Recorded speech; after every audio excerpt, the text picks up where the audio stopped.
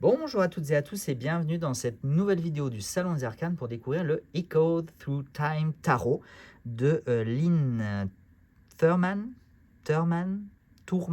je ne sais pas, mais de Lynn, voilà. C'est une petite surprise, c'est un Kickstarter que j'avais backé il y a un certain temps, au moins 6 mois je crois, je ne sais plus la date très exacte. Très heureux de l'avoir reçu, très belle surprise de ce jeu que je vais vous présenter et que vous retrouverez en boutique à partir de lundi prochain, lundi 2 décembre. Voilà, je vous préviens juste que c'est un Kickstarter, donc je n'ai qu'une petite dizaine d'exemplaires. Je ne suis pas sûr de me réapprovisionner à l'issue de cette petite dizaine d'exemplaires, sauf si j'ai 50 demandes. Dans ce cas-là, j'envisagerai peut-être de me réapprovisionner. On est sur une jolie boîte cloche en deux parties. Alors, je ne vais pas la fermer complètement parce qu'on n'a pas d'encoche. Donc, du coup, après, parfois, c'est un peu galère pour rouvrir.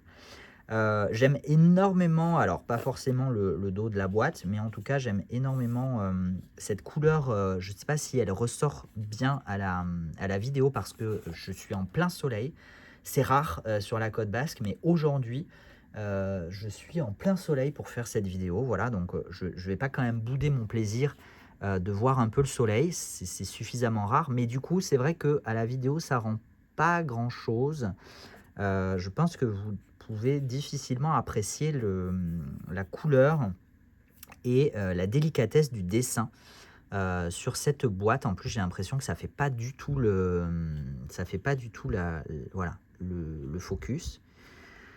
J'aime beaucoup ce style très ancien. D'ailleurs, ça s'appelle le sous-titre du jeu, c'est The Past is Calling. Le passé, le passé est en train d'appeler ou vous appelle. Enfin, bon, traduisez-le comme vous voulez. J'aime beaucoup cette ambiance.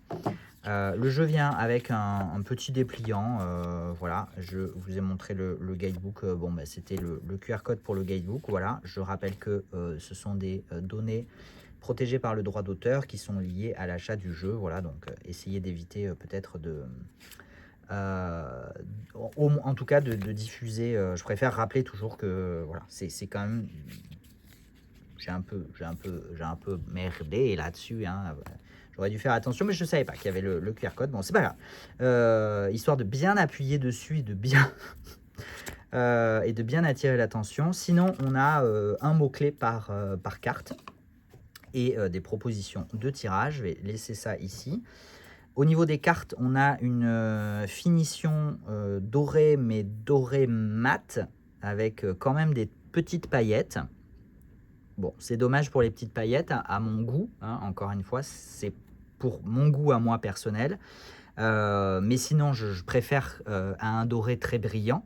J'aime énormément le dos où on retrouve du coup ce dessin, cette délicatesse et cette ambiance, voilà, un peu sépia aussi. Je sais pas si c'est sépia, mais voilà, ce côté un peu vieilli du coup de l'illustration. Au niveau des qualités de cartes, on est sur un très bon cardstock, hein, une qualité assez standard pour des jeux indépendants et auto-édités. Donc je pense qu'on est sur du 350, finition mat et lisse. Voilà. On est sur un jeu à base de collage. Du coup, je vais vous présenter les illustrations. J'espère que ça rend quand même bien à la vidéo. Voilà. Des illustrations avec des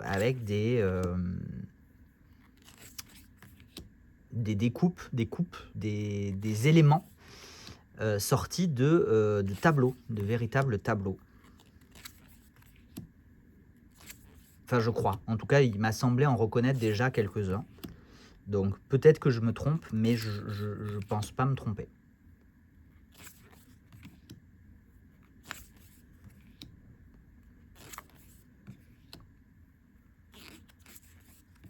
On voyage à travers le temps, mais aussi à travers les cultures. Beaucoup d'inspirations très diverses.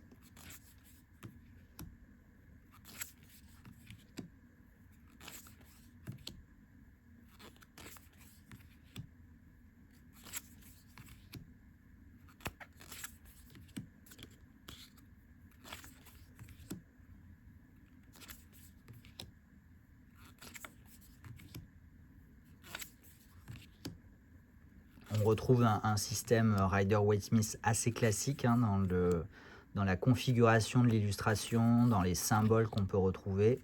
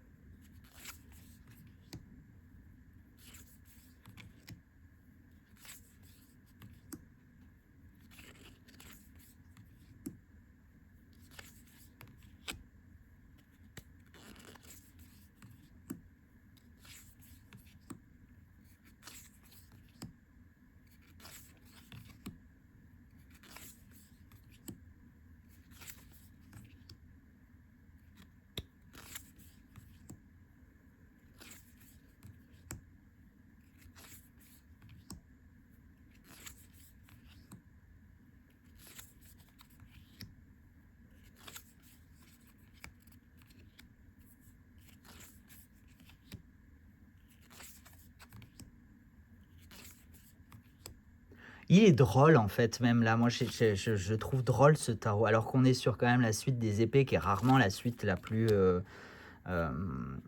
fun, bien au contraire et en fait, j'ai trouvé très, très drôle cette suite.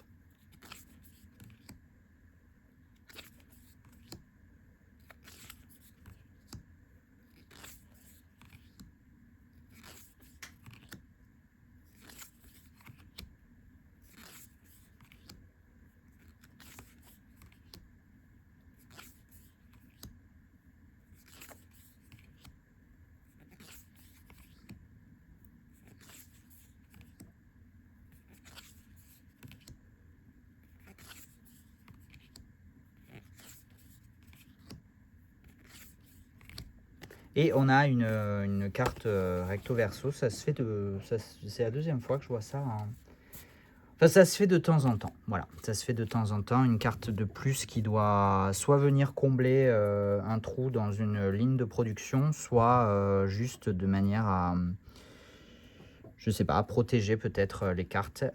Juste, je signale, j'y suis pour rien, hein, mais du coup, le jeu a un petit peu gondolé. Alors, je pense que est-ce que c'est dû à une certaine humidité en cours de transport, etc.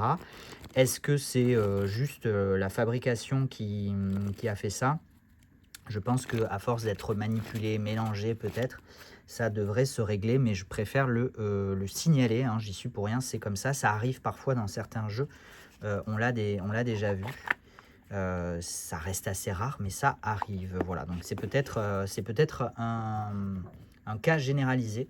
Je préfère vous le signaler à la vidéo. Voilà. Eh bien, écoutez, merci beaucoup d'avoir voyagé à travers le temps et les cultures et les pays avec moi dans ce Echoes Through Time Tarot. Et à très vite pour d'autres présentations de jeux. J'en ai encore plein à vous présenter. Mise en ligne lundi 2 décembre. Et après,